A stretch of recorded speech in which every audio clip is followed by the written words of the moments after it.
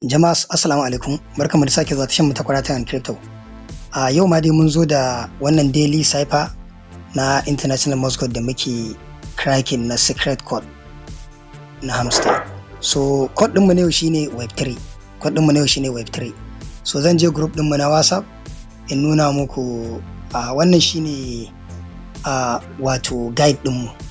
Za ku ga saboda akwai 1 2 3 yau mun zo da mai 1 2 3. So muna neman W wanda shine gashi nan inda nake taba wannan na zuko shi shine dot dash dash shine W, sai E shine dot din nan kawai, sai B kuma shine dash dot uku, to sai 3 kuma 3 din nan shine dot sai dash dash. So wannan shine abin da zamu je mu rubuta domin mu samu wannan miliyan 1 ta international Morse code.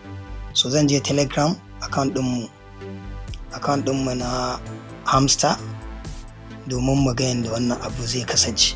So babu buƙatar mu guide yau, mu rubuta shi a gefe, za mu yi bidiyon mu a tsaye kawai. So wannan shine yanzu nan wajen za mu mai da shi yadda za mu samu. Farko muna buƙatar W wadda ita ce wato dot dash dash ita ce. Okay, idan kaga bai yi ba za ka koma baya ka dawo ka ƙara yi.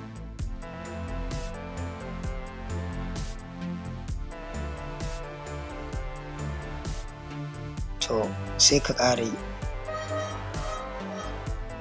dot dash dash ta ce W, sai E wanda shine dot kawai, sai B wanda shine dash dot uku dash dot.